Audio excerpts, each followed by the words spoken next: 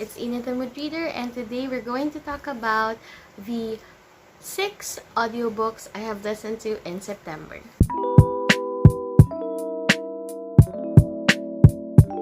Okay, so I've decided to divide my wrap-up for my September reading experience in 2 parts.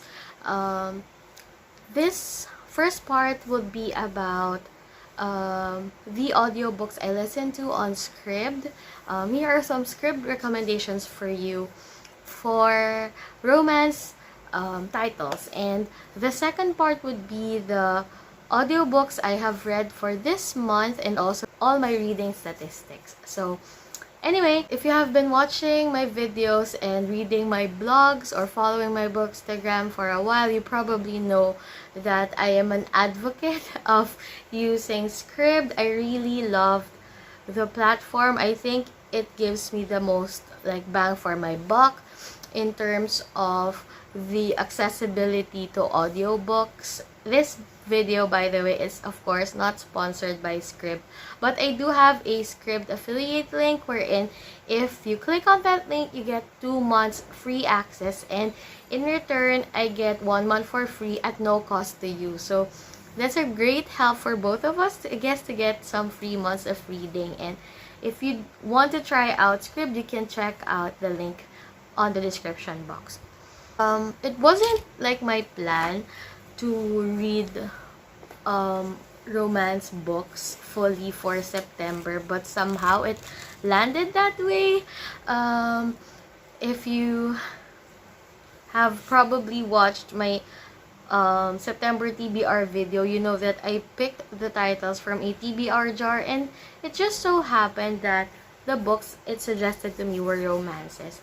And the first 3 books were the titles that I picked from the TBR jar, and the others I still picked from the jar on a different time. So I'll be showing you guys the moment where I picked the title of the book. So yeah, the first book I have read through audio is 4 Days of Une by Miranda Keneally, and this book talks about a high school couple and their love story spanning 4 years of high school, but only discussing things that happened in just one day. So for this one, it focuses on the day when the class has their trip. So their school has this reputation of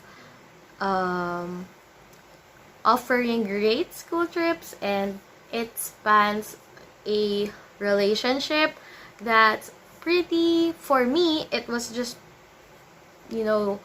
what young love is like. There's this relating things for your future.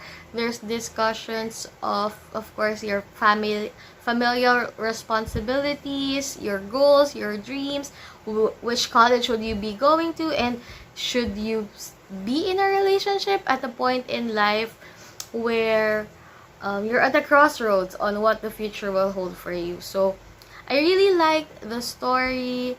I like the romance aspect for it. So right now I'm giving it 4 stars, but like always, my star ratings become different whenever I write my reviews, because I really look back on it more critically than right now, as I'm just randomly trying to remember what the book is about. A book that I have read like almost 30 days ago. So yeah, but I really enjoyed it.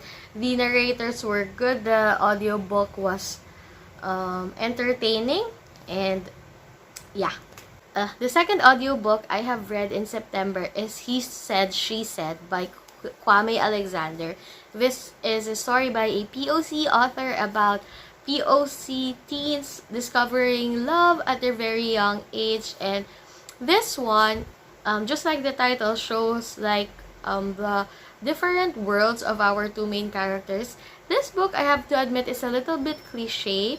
We have our popular guy. He's a jock. He has this athletic scholarship in college, so he doesn't really care about the things around him.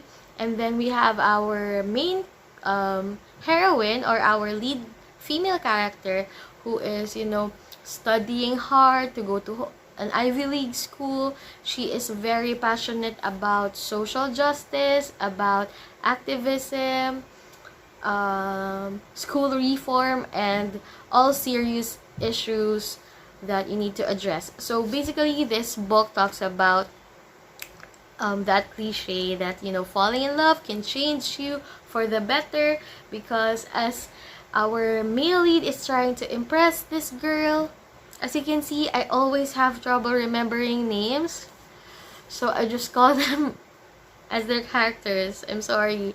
But yeah, so he tries to help her do protests in school to get like media attention on school reform and some issues that they have been having in their community.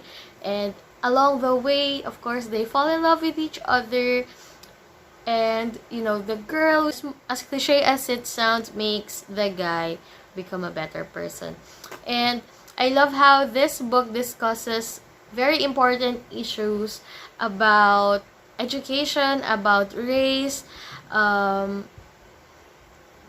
that, many teens, I guess, do not really pay attention to. So if you read this book, yeah, it also sheds light upon you. I guess even though this book like showed you some cliche things in romance, this romance tropes or discussions are mostly targeted in or mostly exhibited in white stories, in stories written by white authors. So it's okay. I'm okay with cliches, as I have been saying in my past like wrap up or review videos. I really love cliches because I believe they work for a reason, and they work for me. So this book, I have to say, is a good one. I enjoyed reading it. Now for our third title, the third title we have is another POC story. This time is The Love and Lives of Roksana Ali. It's written by Sabina Khan, and this one has Asian representation on it.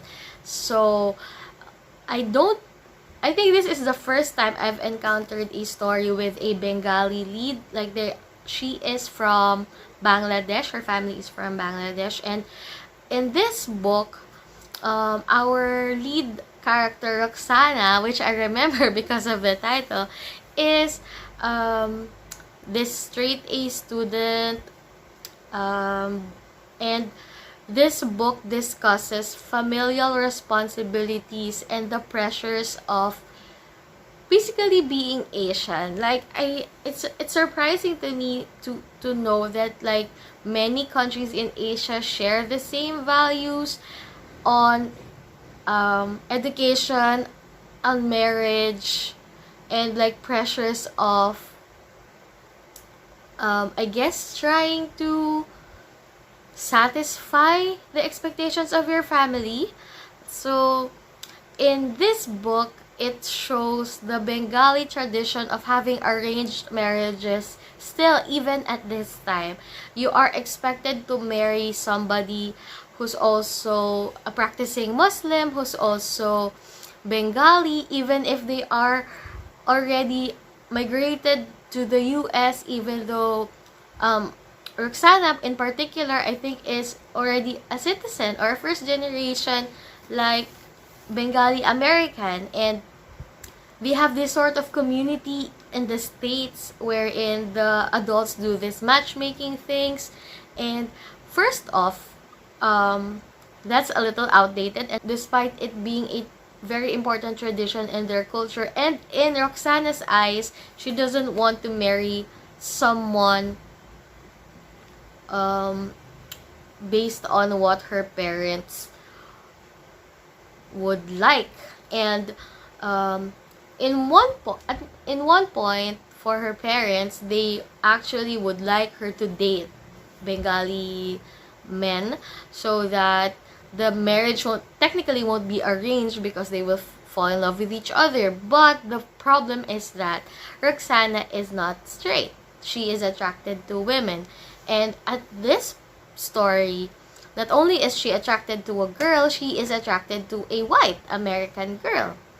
She's not Bengali, she does not practice the same religion as their family, and that's where the lies part falls under. So this book talks about Roksana coming to terms to her sexuality, her beliefs, and trying to fix things for her family, trying to make them understand her, and connecting still with your culture while staying true to yourself. So I'm sure there are like hundreds and thousands of teens that feel the same way, and this book is a good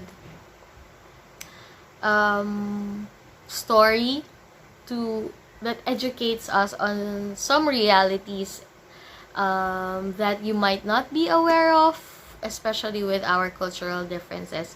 So yeah, I really like the book, and I recommend it. It's a good read, and of course, for me, I enjoyed the audiobook narration and production for this title.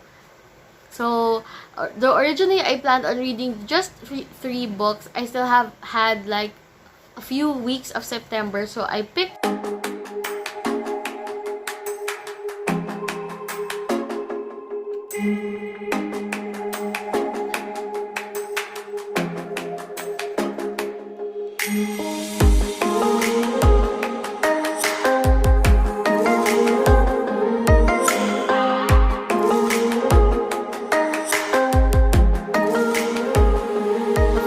fourth one for the month was A Taste of Sage by Santos. It is a adult contemporary romance, and it's about chefs. We have here Dominican Republic representation, and in this book, I really had high hopes because, I get attracted to book covers. Like, book covers make me decide if I want to pick up a book.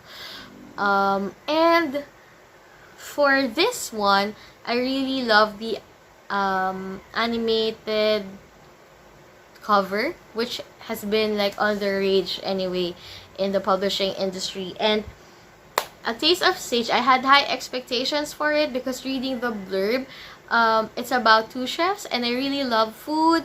I love watching cooking shows. I love cooking myself, so I was excited to like dive into like a culinary romance. And at the like start points, I liked where the story was going, and then there was this magical realism part of the book wherein our lead character gets affected physically by the food that she eats based on the emotion of the person who was cooking the food. Like, if I am mad at you and I prepared something for you, for her, I mean the chef, she would get physically sick, and she can die, in fact, because of the effects of the food. So that's the like weird part for me, but it was very vital in her story. Like, it's one of the main,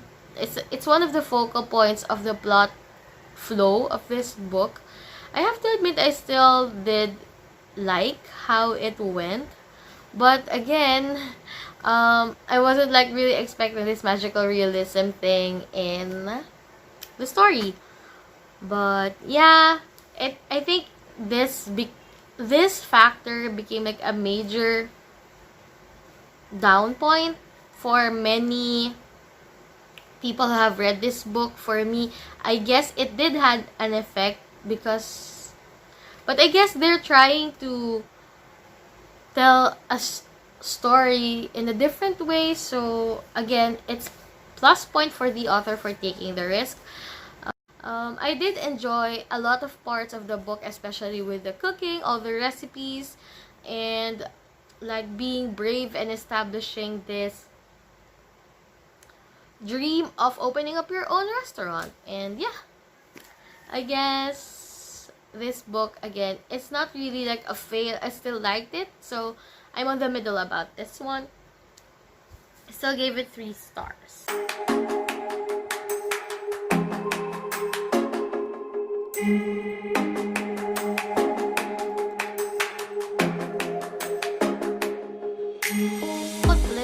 By Robin Schneider.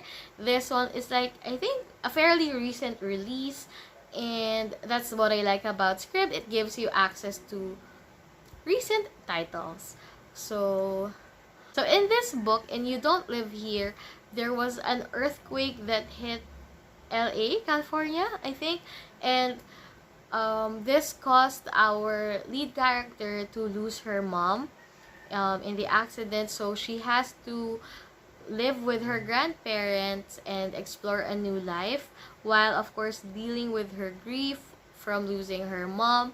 And now she also faces this pressure of becoming like the good girl that her grandparents are expecting her to be. And so it's part pressure, it's also part grief, it's also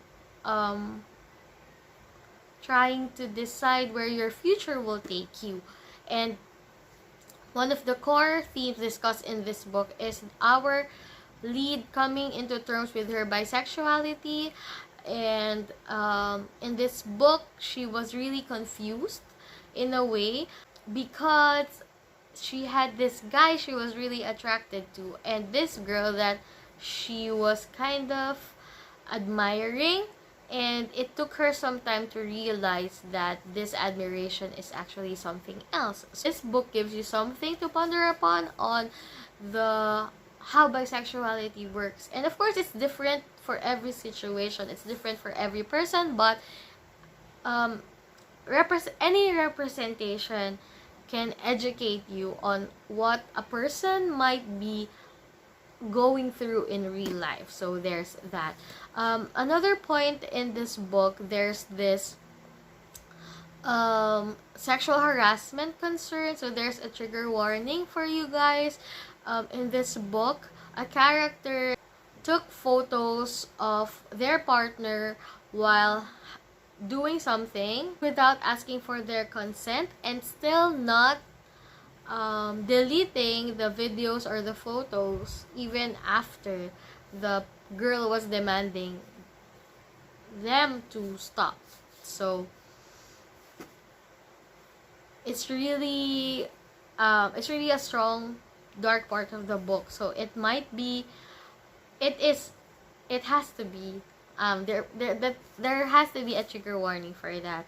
And then yeah, but all in all, I love this book. Of course, there's this romance is a good part of the story, but there's also a lot of it more on self-love, accepting yourself, dealing with your emotions, and again, sexuality. So yeah, it's a really good read. I enjoyed it. Though of course there were heavy parts, it was well written, and again, the narration, the audiobook production was good. Okay, so now we're down to our last audiobook read for September.